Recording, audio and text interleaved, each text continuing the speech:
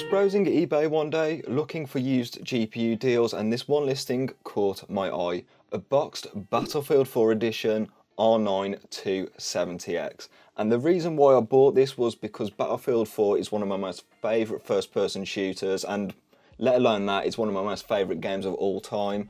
And it was only about 29 quid, so I thought, it's boxed, I may as well buy it, and I can get some content out of it as I'm going to see what the R9 270X can do in 2024, and a bit of a spoiler, it can't really do that much. The R9 270X hails from a time where AMD wasn't particularly in a great spot. They were losing on both the GPU and CPU front, particularly with processors. FX was really bad, but the old R9 graphics cards were actually somewhat viable back in 2013. This would have been competing with the GTX 760, which is also a GPU I've got up there. However, this did trail the Nvidia card by about 10% on average, but it was also much cheaper at just $200 launch price. So a lot of gamers probably would have picked up the R9 270 back in 2013 because it was not a bad GPU back then. Jumping back 11 years in the future to the present, what can the R9 270X do in 2024?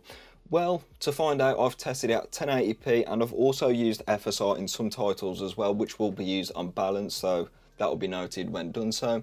All testing has been done in my testing PC, which has a Ryzen 5 7600, 32GB of 6000 MHz CL36 DDR5 memory, a Western Digital SN770 NVMe Gen 4 SSD built on the X670E Tomahawk motherboard from MSI. I can't remember the driver version, so I'll put it down there, but it's the latest legacy driver. Without that being said, let's get straight into it. Starting off by throwing the R9 270X in the deep end with Cyberpunk 2077, and in the deep end it is because on the low preset 22 FPS on average with a 1% low trailing that by 4 frames per second isn't playable experience. This is less frames per second than a Hollywood movie, and yeah, it's not really playable no matter who you ask. Enabling FSR though does kind of butcher the video quality a bit, but the frame rate is looking well, slightly better at 29 FPS, and the 1% low is also been boosted by 6 frames per second. Is this playable? Depending on who you ask, it might be, but it's way too similar to like a base Xbox One. And yeah, this performance isn't brilliant. I don't really recommend playing Cyberpunk on an R9 270X. God of War on the low preset provides a base PS4 experience. That is because 32 frames per second on average with a 1% low of 21 frames per second means this performance is very in line with the base PS4 for the 2018 launch of God of War. Is this playable? It might be, but for like 90% of PC gamers out there, they would consider this to not be a pleasant experience at all, and I'd kind of agree with them because the 1% low performance wasn't great today. So I'm going to put God of War down as a pass, kind of. Flipping this performance on its head with esports titles like Rainbow Six Siege, and here the performance is nice and competitive and it's absolutely brilliant as well. 138 frames per second on average with a 1% low still in the triple digits. You're absolutely laughing with this level of performance on a graphics card this old, and this is a GPU which you could find in like a dumpster PC or something like that. So yeah, this performance from a graphics card this old is not bad at all.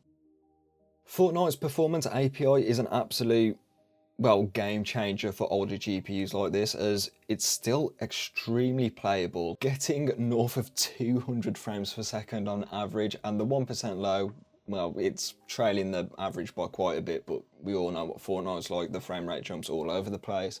So you're not going to be having bad performance in this title with something like an R9 270X. But do bear in mind, this is something we saw with the GTX 760 as well, so there was no surprises here today. Skyrim Special Edition on the defaulted high preset does see less than 60 frames per second on average, but to be fair, this is not too bad in my opinion. If you wanted a locked 60 frames per second, which is the engine limit in this game, kind of in a way the physics are tied to the engine, I would recommend dropping to the low preset and maybe keeping the textures on high. Here the game will still look quite decent, and you'll be getting good performance as well. Also, there's plenty of mods for Skyrim Special Edition which will optimize the game, as Bethesda, let's be honest, they're not known for optimization. So Skyrim here is definitely a pass. When The Witcher 3 launched, the R9 270X was 2 years old, but there was a major update a couple of years back which completely overhauled this title. As a result, on the low preset, the R9 270X struggled quite badly, I'll be honest, with 41 FPS on average and 33 frames per second for the 1% low. Is this performance playable? Yeah, kind of. It was quite smooth because the 1% low is looking quite good compared to the average, but after that sort of next generation update, The Witcher 3 has gotten a lot harder to run, and even back in 2015, The Witcher 3 was quite taxing on hardware. I'd consider this kind of a pass, but yeah, it's kind of rough on the R9 270X. So overall, in 2024, 11 years on after its launch, the R9 270X really isn't that much of a viable card anymore. But let's start off with the good, because there were certainly some good results today, because the esports games ran perfectly fine. Rainbow Six Siege and Fortnite ran perfectly on this card, and even Counter-Strike 2, even though it is technically a newer game, even though it's basically just Counter-Strike Go, that also ran perfectly fine with no issues on this graphics card as well. So maybe if you were given an R9 270X or you just found one on the street, it can certainly run some esports titles at some very competitive frame rates. Where you'll also be getting some decent performance is in older titles, but there's not really a doubt about this, because titles like the Halo Master Chief Collection with Halo Reach on the original graphics, this GPU ran it totally fine and there were absolutely zero issues there.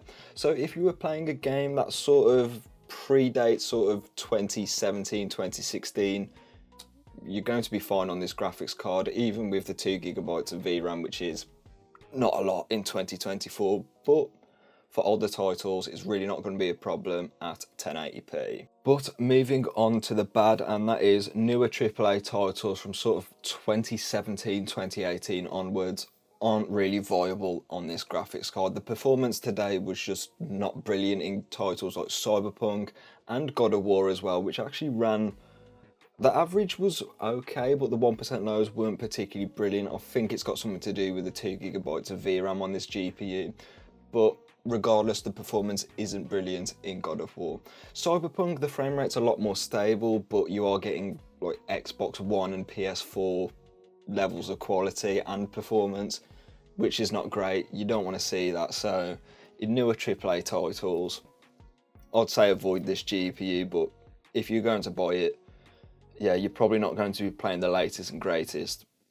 Maybe not greatest, but the latest games. And that's if newer AAA games start, because it's no longer supported by AMD and it hasn't been done so for about 2 years now, and it only supports DirectX 11.1 at a feature level, with DirectX 12 support as well. Kind of similar to the Kepler lineup of GPUs from Nvidia, but they only supported DirectX 11.0 at a feature level, so games like God of War wouldn't even start where they do on these R9 GPUs.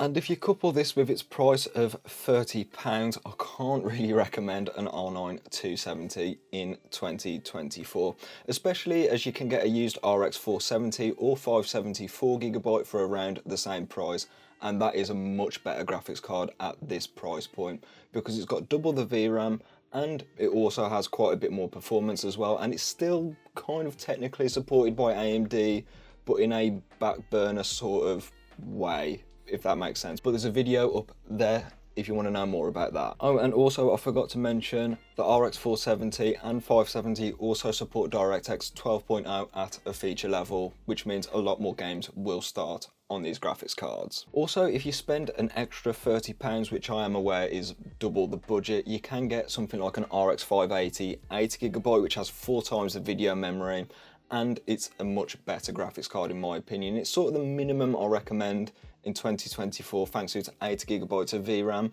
and it's still got somewhat relatively decent GPU horsepower. And sometimes if you're really lucky, you can find a decent deal on something like the GTX 1070 for around £70. This is about £10 more than an RX 580, but it's got a lot more performance and it supports reflex low latency, which is good for you esports gamers as it reduces input lag, and it also has CUDA, so if you're a video editor, that will help you out too. Despite this, I've got absolutely zero regrets picking up this R9 270X, mainly because of the box. This box art is just absolutely amazing. Like, I miss when GPU manufacturers used to do this, because Battlefield 4 is one of the coolest first-person shooter games ever released, and I think I speak for a lot of Battlefield gamers here, where Battlefield 4 is probably the best title out of the bunch, maybe either this or 3.